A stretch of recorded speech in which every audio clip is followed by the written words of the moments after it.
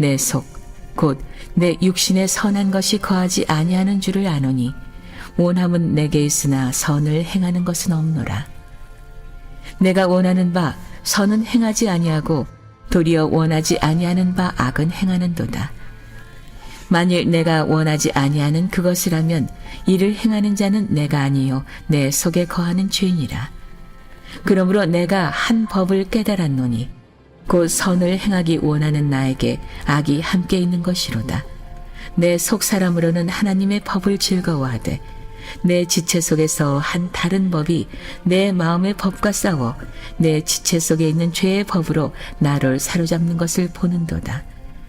오호라, 나는 곤고한 사람이로다. 이 사망의 몸에서 누가 나를 건져내랴.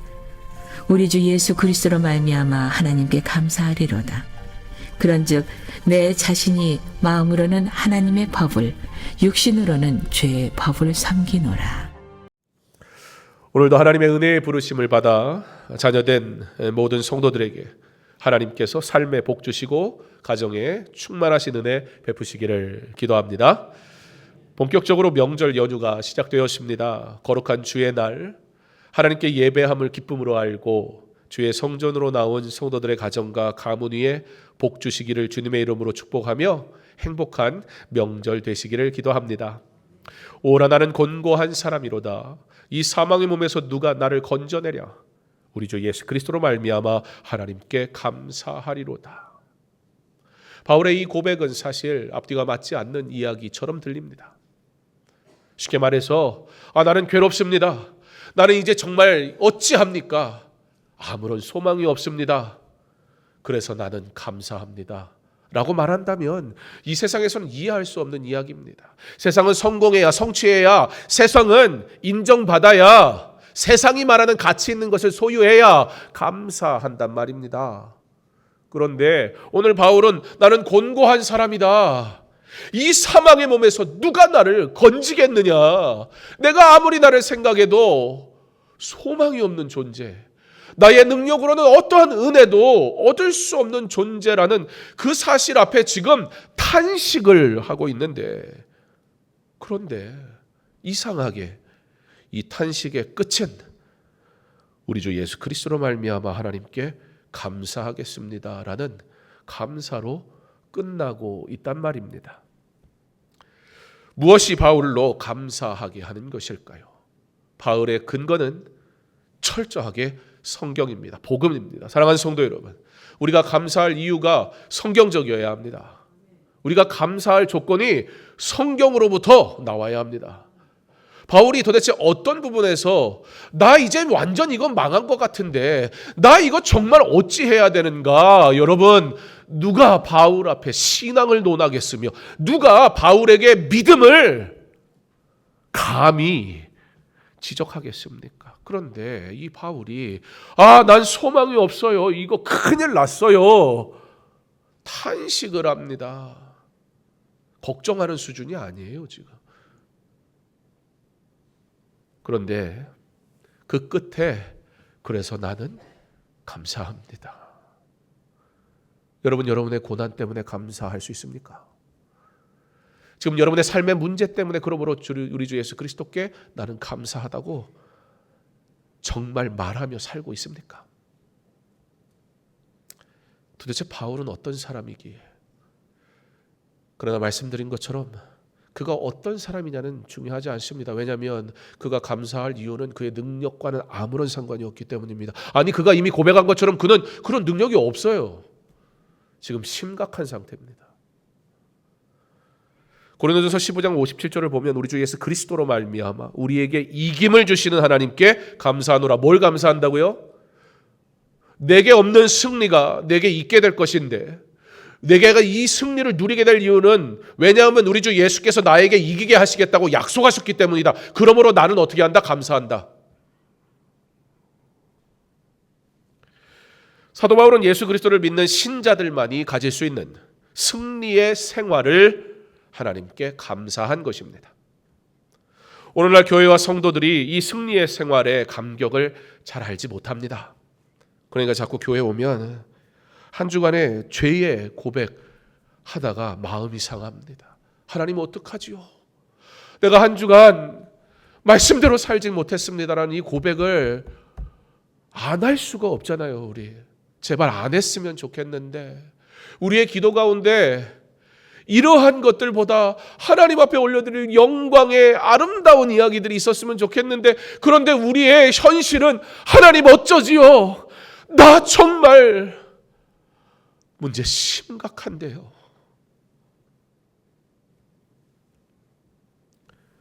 승리의 생활보다 승리하지 못한 삶의 이야기가 이제는 너무나 익숙해져 버린 우리의 삶. 예수를 믿는다고 말하지만 실상은 예수를 알지 못하는 사람과 별반 다를 것이 없는 근심과 걱정, 슬픔 속에 있는 것이 오늘날의 신자들의 현실입니다. 조그마한 시험이 와도 넘어지고, 조그마한 죄악이 침입해도 그 죄의 포로가, 노예가 돼버리고 맙니다. 그런데 정말 이해할 수 없는 것은 로마서 6장 10절에는 확실히 죄가 주관치 못하리라 약속하셨거든요. 그런데 그 약속에도 불구하고 나는 어쩌냐는 거예요. 하나님의 약속은 진실되지 않습니까? 하나님의 약속은 반드시 이루어지지 않습니까? 우리가 이것을 믿는단 말이지요. 그런데 죄가 우리를 주장하지 못할 거라고 하셨단 말이지요. 그런데 문제는 뭐예요? 나는 죄투성인걸요. 이러니까 화가 나는 거예요. 하나님 도대체 한 주간 뭐 하신 겁니까? 죄가 나를 주장하지 못하게 한다면서요. 근데 나 어디 가서 말도 못합니다 이거.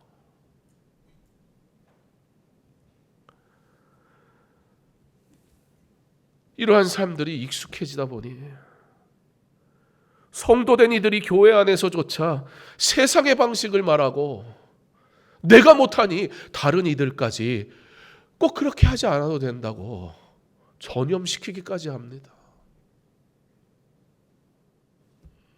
그런데 여러분,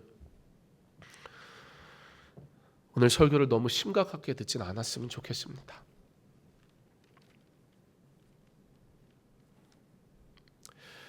너무나 잘 아는 말씀, 너무나 많이 읽었던 말씀, 교리적으로 어떤 의미를 가지고 있는지 신학을 배우면서 보고 또 봤던 말씀, 신학을 배우는 사람이라면 너무나도 잘 알고 있는, 분석하고 해석하고, 그런데 이 말씀을 읽으면서 그런 생각이 들었습니다.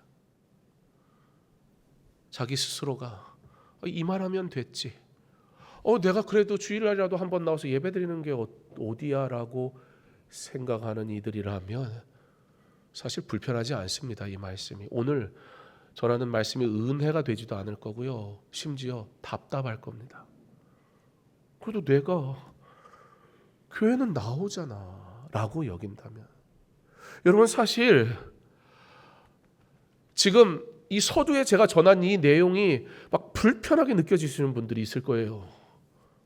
저는 그런 생각을 했습니다. 말씀을 준비하면서 혹여나 나의 거친 언행으로 그분들에게 상처 주지 않기를 생각해 보니까, 불편하다는 얘기는요, 그분들은 그래도 신앙생활 한번 열심히 해보려고 몸부림치는 분이지 않겠는가, 그런 마음이 들었어요. 누가 누구를 정죄할 수 있겠습니까? 감히 뭐 얼마나 대단해서, 뭐 얼마나 신앙생활 기가 막히게 해서 감히 판단을 하고 정죄를 합니까?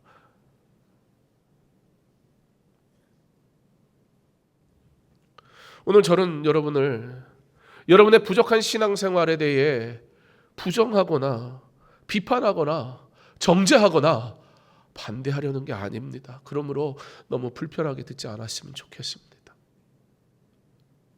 오히려 그렇게 한번 살아보려고 노력했는데 자꾸 실패를 하니까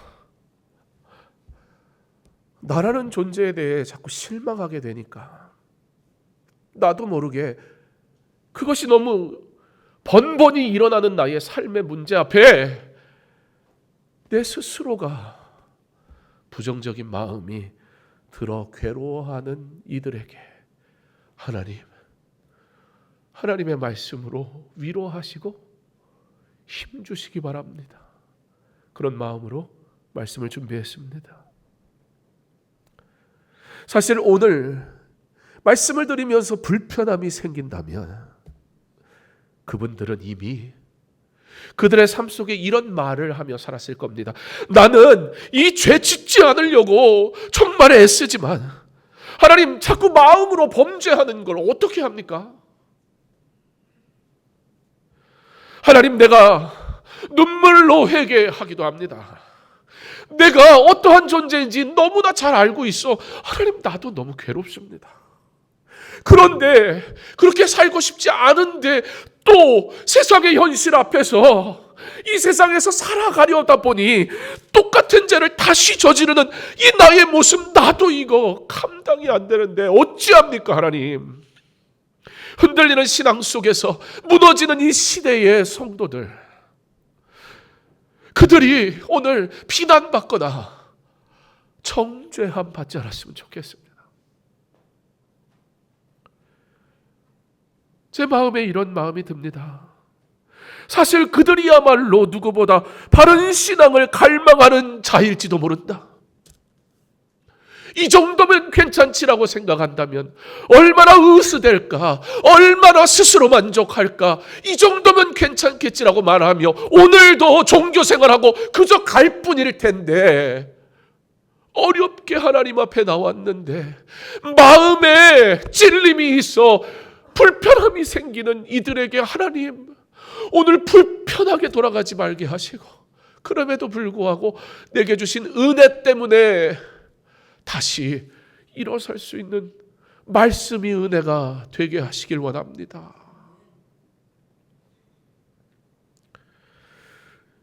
이런 분들은 아마 이미 수만 번 이런 질문을 했을 겁니다. 하나님, 이러한 죄에서 내가 해방될 길은 없는 겁니까? 이러한 질문에 대답해 보려는 것이 오늘 설교의 목적입니다. 그래서 오늘 말씀의 제목을 연약함으로 그리스도 안에 있어야 합니다 라고 정했습니다. 여러분, 도대체 이 죄가 무엇이길래 우리를 이렇게 괴롭히는 걸까요? 예수를 믿은 게 한두 해 지난 것도 아닌데 우리는 왜 이 죄의 문제 때문에 또 넘어지는 걸까요? 죄에는 두 가지 종류가 있습니다. 하나는 외적으로 짓는 죄인데요. 어떤 게 있을까요? 살인, 강도, 도둑질. 여러분, 이런 것들은 일반인들도 하면 이상하게 여깁니다. 성도라면 당연히 이런 일은 생각조차 할 수 없습니다. 한마디로 흔하게 접할 수가 없는 일이란 말입니다. 그런데 다른 죄가 또 하나 있습니다. 뇌적으로, 내부적인 죄. 여러분, 이 죄는 특징이 좀 하나 있는데 어떤 특징이 있냐면 눈에 보이지 않는다는 특징이 있습니다. 마음으로 짓는 죄 말입니다. 그런데 여러분, 실상은 참된 신앙생활을 하려고 우리가 원하는데 애쓰는데 그런 우리를 괴롭히는 죄가 있다면 바로 이와 같은 마음의 죄란 말입니다. 조금만 억울해도 분노하며 복수를 꿈꾸는 마음의 죄. 작은 문제에도 걱정과 근심으로 믿음이 흔들리는 불신앙의 죄. 우리는 이러한 마음으로 짓는 죄로부터 도무지 감당을 할 수가 없습니다. 그뿐만이 아닙니다. 우리는 마음으로 또 어떠한 죄를 집니까? 때로는 더럽고 음탕한 생각이 우리의 마음을 주장합니다. 교회 앞에서 나는 분명히 경건한 자인데 사람들은 나로 경건한 자라 말하는데 나 홀로 있을 때 나는 도무지 하나님의 사람인지 내 스스로 인정하기조차 어렵단 말입니다. 이러한 모든 마음의 죄를 어떻게 없앨 수 있을까요? 어려운 일을 당할 때 여러분, 억지로 웃음을 지어 보이지만 그 속은 썩어 문드러지고 감당할 수 없어 괴로울 때 우리는 하나님을 부인하고 원망하고 신앙생활하고 교회에 나와서 성도들 만나서 하루 종일 웃다 갔는데 억지로 웃음은 지었는데 주께서 주신 은혜의 날이 도무지 내게 은혜가 되지 않고 그렇게 마무리되는 주일을 수도 없이 반복하면서 실상 우린 믿음 없는 생각과 행동으로 오히려 하나님으로부터 더 멀어져 있는 모습을 본단 말입니다. 스스로 그리스도인이라 말하고 외적으로는 분명히 그리스도인인 것 맞는데 마음으로는 이미 믿음 없는 자로 하나님의 은혜를 사모할 힘조차 잃어버린 영적으로 타락한 상태. 우리는 스스로의 힘으로 내적인 죄를 외부로 나타내지 않도록 어느 정도 억제할 능력이 있습니다. 억지 웃음 말입니다. 바로 이 어설픈 능력이 우리의 신앙생활의 문제입니다. 괜찮은 척하는 사람보다 더 심각한 문제는 없습니다. 주님, 내가 죄인입니다 라고 말하는 사람은 남은 게 회복이지만 자꾸 왜 내가 신앙이 괜찮은 것처럼 보이려고 애쓰십니까? 왜 그런지 아세요? 우리 안에 괜찮은 척 노력할 능력이, 억제할 능력이 있어서 그래요. 여러분, 감춘다고 그러나 감춰지지 않습니다. 아담과 하와는 이 죄를 감춰보려고 무화과 나무 잎으로 가렸지만 그것은 일시적이고 심지어 매우 어설펐습니다. 수분기가 다 빠지니 뿌리에서 떨어진 가지가, 그 잎사귀가 이제는 더 이상 아무런 것을 공급받지 못하는데 남은 건 말라 비틀어지는 것뿐이에요. 근데 괜찮다니요. 잠시 두를 수는 있지요. 그러나 조금만 지나면 손만 대도 바사삭 부스러져 버리고 말, 능력 말입니다.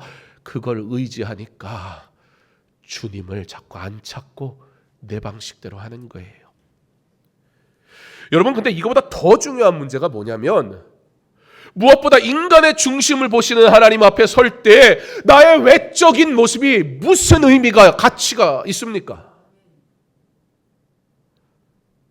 속의 죄가 겉으로 나타나지 않았다 해서 그 죄가 없는 것입니까? 감해지는 것입니까? 그렇지 않는단 말이에요. 괜찮은 척 하지 마세요. 그러므로 사람에게 보이려 하지 말고 내 믿음, 내 신앙 하나님 앞에서 온전하기를 갈망해야 합니다. 여러분, 외적인 죄, 살인, 도둑질, 폭력, 이거 작은 죄입니까? 큰 죄입니까? 그건 질문 하나 마나한 소리 아닙니까? 그런데 여러분, 우리가 한 가지 분명하게 알아야 되는 것이 있습니다. 마음으로 짓는 죄가 결코 외적으로 지은 죄보다 작지 않단 말입니다. 이걸 인정하지 않으니까, 이걸 인식하지 않으니까 끊임없이 마음으로 죄를 짓고, 여러분, 누굴 주먹으로 때려가지고 거기에 대한 처벌을 받는다는 두려움은 주먹으로 때릴 일을 하지 않아야 된다는 생각으로 가게 하잖아요. 근데 마음으로 할 때는 어때요? 마음으로 얼마나 많은 사람을 죽였습니까? 마음으로 얼마나 많은 사람들을 비난했습니까? 마음으로 얼마나 많은 사람들을 괴롭혔습니까? 심지어 그 마음에 있는 생각이 내 입으로 막 쏟아져 나오기도 했잖아요. 몰래 해서 그렇지. 여러분, 예수님은 남을 미워하는 자를 살인자로 규정하셨고 마음의 음욕을 품은 자는 벌써 간음한 자라고 치부하셨습니다. 마음의 죄가 해결되지 않은 우리는 하나님의 법과 이 죄의 법 사이에서 하나님의 법이 나의 삶을 지배해야 되는데 죄의 법이 승리를 해버리니까 우리는 그리스도인이라는 이름으로 오히려 하나님으로부터 떠난 삶을 살고 은혜를 누릴 수 없는 마음의 밭에 상태를 만들어 놓으니 수십 년 예수를 믿지만 예수 믿는 게 그렇게 행복하지만은 않더란 말입니다. 그러면 이 마음의 죄에서 우리가 어떻게 해방될 수 있을까요? 여기서 우리는 바울의 탄식과 감사를 기억해야 합니다. 오라, 나는 곤고한 사람이로다. 이 고백밖에 할 수 없는 나, 죄의 법이 매 순간마다 나를 지배하려고 하는 이 나의 연약함. 그럼에도 불구하고 탄식이 절망이 되지 않는 이유는 내가 감사를 말할 수 있는 바로 그 이유는 우리가 마음의 죄와 이 내적인 죄에서 벗어날 길을 받았기 때문이다. 그러므로 오늘 바울의 감사는 그 길을 주신 주께 감사하는 거예요. 그 길로 갈 자신의 삶을 기대하며 감사하는 거예요. 그 길로 반드시 이끄실 주님이시기 때문에 감사하는 것입니다. 그 길은 어떤 길입니까? 예수님을 먼저 받아들이는 것입니다. 캄캄한 방을 밝게 하기 위해서 우리가 아무리 그 밤에서 방방 뛰고 별짓을 다 해도 그 어두운 방은 여전히 깜깜할 뿐이에요. 그 어두움을 물리칠 방법은 한 가지. 무엇입니까? 불을 켜야죠. 근데 왜 이걸 모르는 사람이 여기 아무도 없을 텐데 그렇다면 우린 불을 켜나요? 여러분의 신앙의 삶에 빛 대신 예수 그리스도 그 빛이 밝히 비추고 있습니까?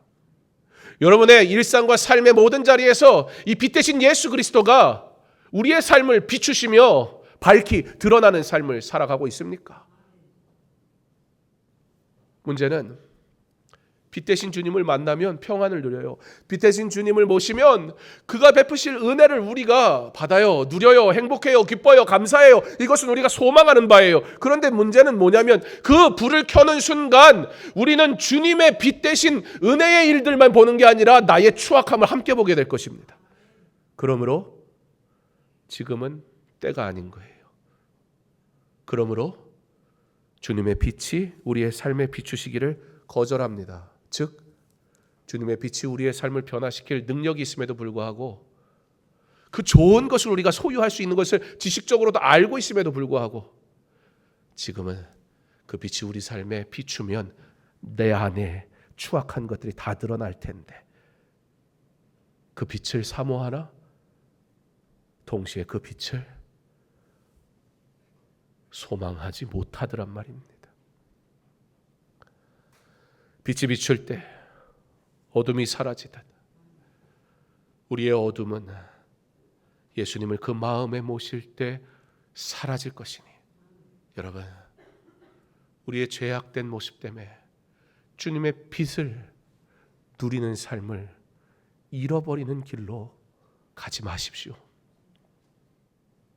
오라 나는 곤고한 사람이로다. 그러나 나는 감사합니다.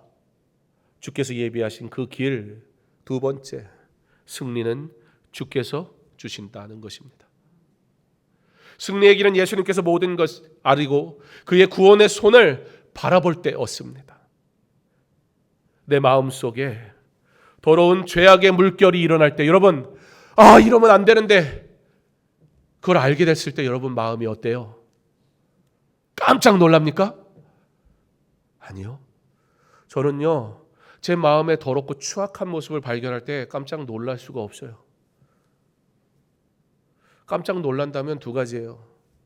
정말 말씀대로 잘 살고 있었든지 아니면 내가 어떠한 존재인지 잊어버리고 살고 있었던지. 내가 괜찮은 줄 알았던 사람은 잘못하면 깜짝 놀라죠. 오, 내가 어떻게 이런 죄를 져? 그렇죠.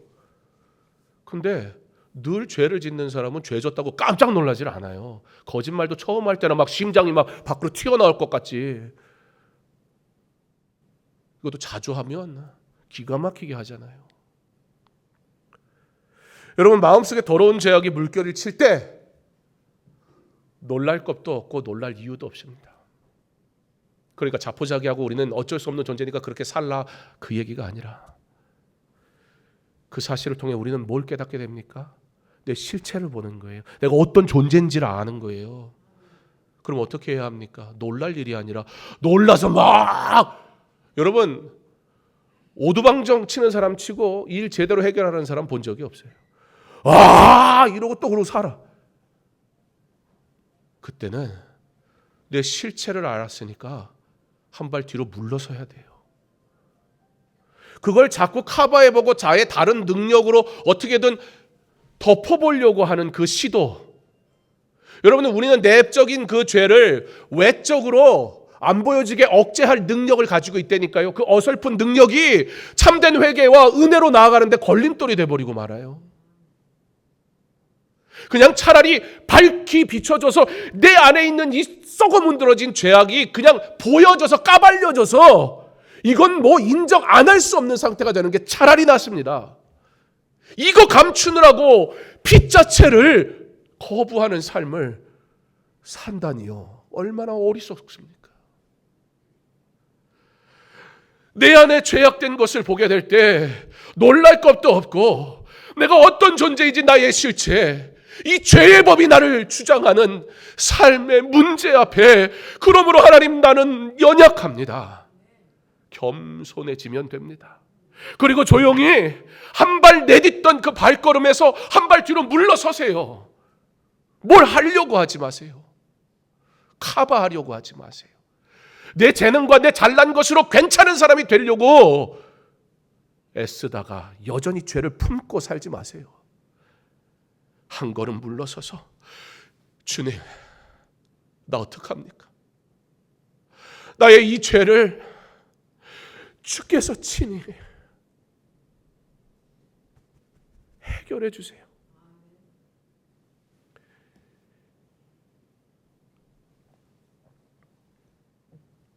내 모든 죄악을 아뢰고 물리쳐 주실 것을 부탁하고 예수님께서 어떻게 일하시는지 기다리면 됩니다. 여러분, 꼭 그렇게 해보세요. 승리의 체험을 해보세요. 이것을 우리는 신앙생활이라 말합니다. 여러분, 신앙생활은 내가 뭐 열심히 하고 내가 해서 만족하고 내가 드러나고 그런 게 신앙생활이 아니에요. 이곳에 와서 뭘 하는 게 신앙생활이 아니라고요. 신앙생활은 하나님을 경험하는 겁니다. 매일의 삶에서 하나님을 만나는 겁니다. 우리의 모든 여정이 하나님의 손 붙들고 가는 겁니까? 그게 신앙생활입니다. 그 하나님을 경험하고 나니까, 그 하나님의 은혜를 알고 나니까, 그 하나님이 베푸시는 사랑이 내 안에 막 가득 차 있으니까 어떻게 되는 거예요? 나는 그럼 하나님께 무엇 드릴까? 감사함으로 이런 것도 하고 저런 수고도 기꺼이 하며 심지어 나의 삶의 전부를 주께 드리기를 소망하여 주님의 교회를 사랑하여 주의 은혜를 사모하여 나가는 거예요. 예, 섬김은 은혜의 열매입니다. 그러나 섬김이 신앙생활은 아닙니다. 신앙생활은 하나님을 경험하는 겁니다. 오늘 하나님을 만나는 겁니다. 신앙생활 하는 성도 되기를 원합니다. 이렇게 하나님의 일하심을, 승리의 생활을 맛보며 살잖아요.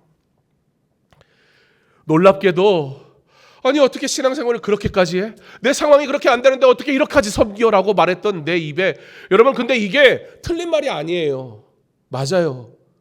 사실 생각해 보면요, 그렇게까지 신앙생활하는 거 여러분 이게 나라는 존재가 할 수 없는 거예요. 솔직하게 그럴 수가 없어요. 그러니까 그렇게 못하는 거에 대해서 너무 뭐라고 하지 마세요. 여러분, 오히려 그런데도 그렇게 하는 사람이 신기한 거예요. 그 사람도 신기해요. 내가 그렇게 살 수 없는 존재인지 나의 연약함을 이미 내가 알거든요. 근데 주께서 주시는 은혜가 있어, 사모함이 있어. 피곤해 죽겠는데 자꾸 교회 가고 싶은 거예요. 남들이 보면 교회에다 무슨 꿀단지 숨겨놨나? 왜 저렇게 교회를 자꾸 가나? 정신이 나갔나? 내 삶이 여유 있어서가 아니에요. 내가 풍족해서도 아니에요. 세상 사람들이 볼 때는 뭐 대단한 삶을 살지도 않고 별 볼 일 없는 인생인데 뭐가 저렇게 좋다고 자꾸. 왜냐하면 오늘도 하나님께서 일하심을 내가 경험했기 때문에 내가 무엇 드릴 수 있을까? 무엇을 하면 하나님이 기뻐하실까? 그 생각을 하니까 그 자리에 머물더란 말이지요.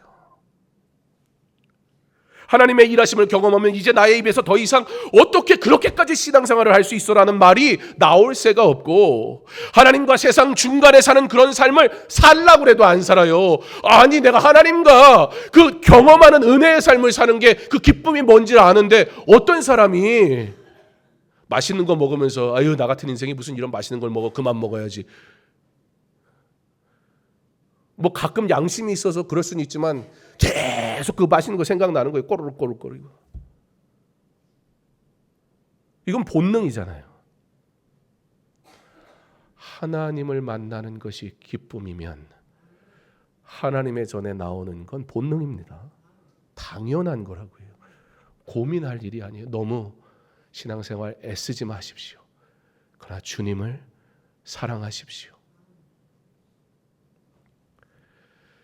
죄악된 길에서 벗어나 은혜의 길로 향하는 삶, 마지막으로, 그러므로 우리는 예수님께 우리의 모든 것을 다 맡겨야 합니다.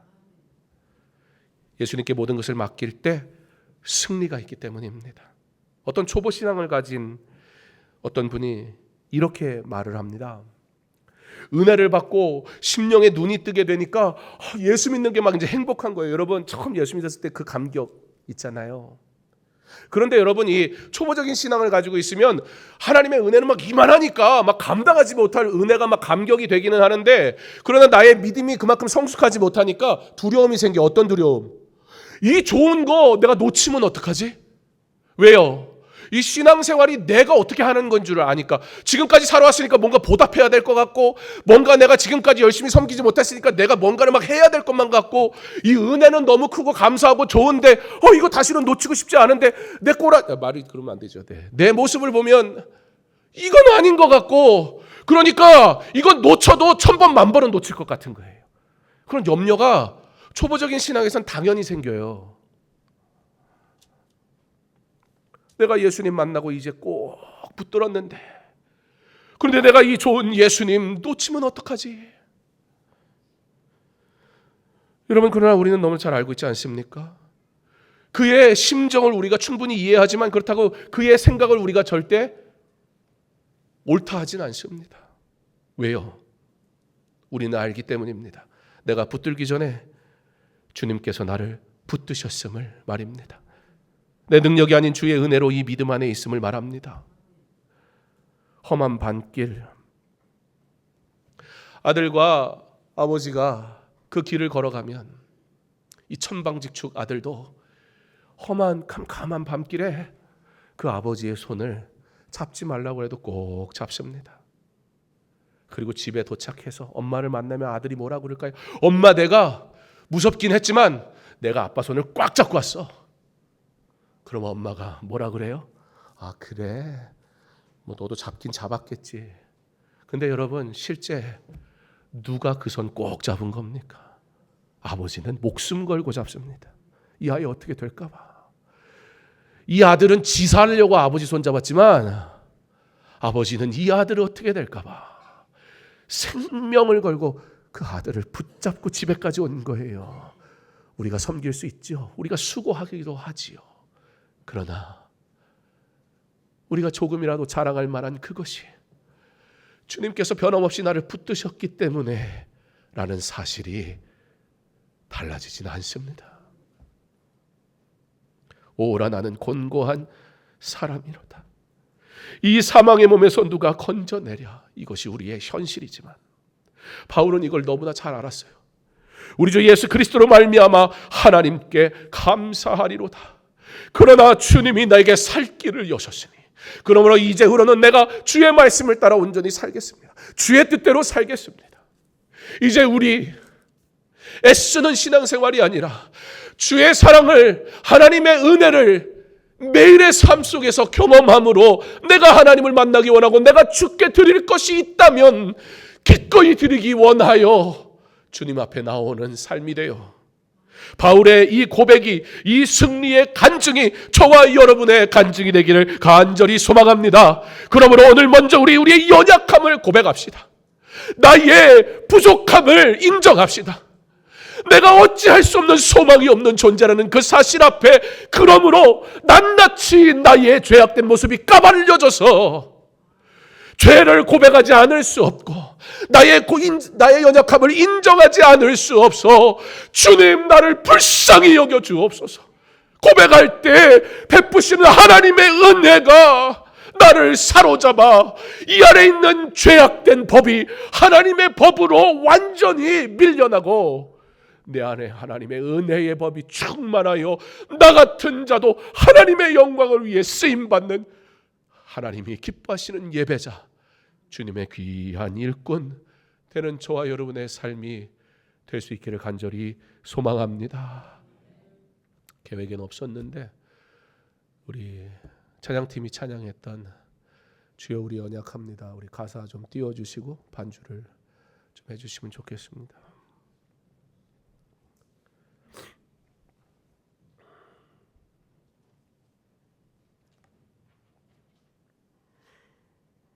우리 연약함의 고백이 절망이 아니라 오히려 감사할 100%의 이유가 되어서 연약함 때문에 그러므로 온전해지는 그런 은혜를 누리기를 소망합니다. 주여 우린 연약합니다. 우린 오늘을 힘겨워 합니다. 주 뜻 이루며 살기엔 부족합니다. 우린 연약합니다. 주여 우린 넘어집니다. 오늘 하루 또 실수합니다. 주의 긍휼을 구하는 죄인입니다. 우린 주만 바라봅니다. 한없는 주님의 은혜 온 세상 위에 넘칩니다. 가릴 수 없는 주 영광 온 땅 위에 충만합니다. 주님만이 길이오니 우린 그 길 따라갑니다. 그날의 의리를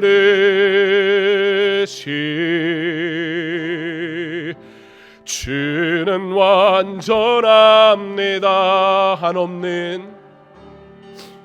한없는 주님의 은혜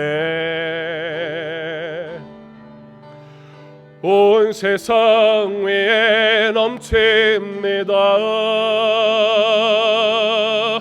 가릴 수 없는 주 영광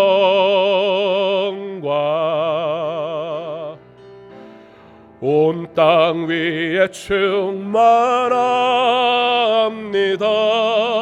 주님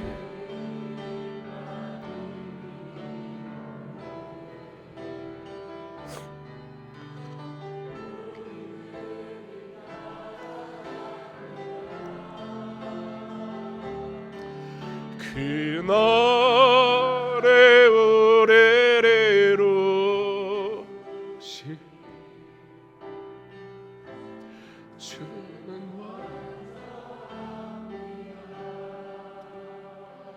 이제 우리 함께 기도했으면 좋겠습니다.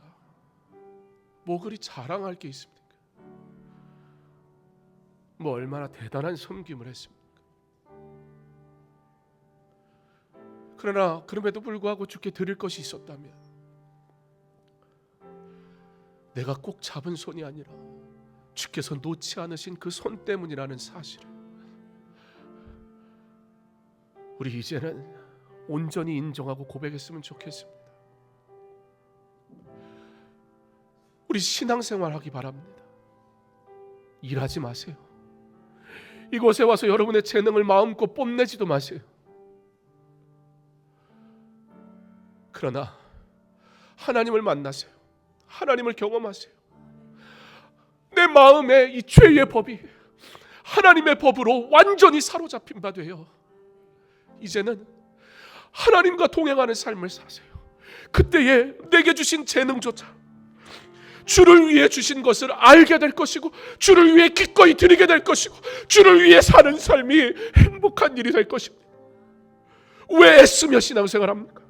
즐겁게 해야지요. 왜 내가 주님을 만나보려고 노력합니까? 주님이 이미 내 손을 붙잡으셨는데 이제는 우리 주님의 그 손 붙잡고 이 믿음 가지고 하나님의 영광을 위해 온전히 살아가기를, 주여 내가 주를 아는 것이 은혜고 내가 주를 믿는 것이 은혜이오니 이제는 주님의 손 꼭 붙잡고 주께서 가시는 그 길만이 답인 것을 믿음으로 주의 길 가게 하옵소서. 주의 길 따라가게 하옵소서. 주의 은혜를 경험하며 살아가게 하여 주시옵소서. 우리 주 한번 외치고 기도하겠습니다. 주여, 하나님 우리에게 은혜 주시, 우리로 이 믿음의 길 온전히 갈 수 있도록 주여 나가옵소서. 오라 나는 곤고한 자로다. 하나님, 나는 도무지 소망이 없고 은혜를 받을 만한 자격도 없는, 하나님께서 그럼에도 불구하고 내 손을 붙드시고 내게 은혜의 길로 가게 하시니 오늘도 내가 주 앞에 나와 예배합니다. 하나님, 이 믿음의 길을 가는 것이 주의 은혜인 겁니다. 거기에 내 수고와 내 노력과 내 자랑과 내 이름을 얹으려 했던 나의 어리석음을 용서하옵소서. 교만했던 우리의 마음을 내려놓게 하시고 이제는 겸손히 하나님 앞에 서서 하나님의 영광을 위해 살아가기를 다시 한번 소망하는 우리의 삶이 되게 하시기를 간절히 소망합니다. 하나님, 우리가 연약한 하나님을 알 수도 없고 찾을 수도 없습니다. 그러한 때도 하나님은 나를 여전히 사랑하셨고 붙드셨고 오늘날로 은혜의 자리로 나오게 하셨으니 이제후로는 참된 신앙생활하게 하시고 하나님의 영광을 나타내며 살아가는 믿음의 삶을 살 수 있도록 주의 은혜를 허락하여 주시옵소서.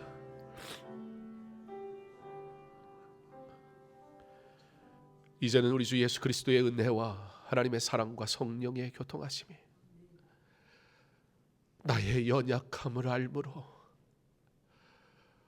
그러므로 하나님 앞에 나와야 함을 고백함으로 바울의 믿음의 고백이 나의 고백이 되어 주님이 열어놓으신 생명의 길, 믿음의 길 온전히 따라가기로 결단하는 사랑하는 성도들 머리 위에 이제로부터 영원토록 함께 있을지어다.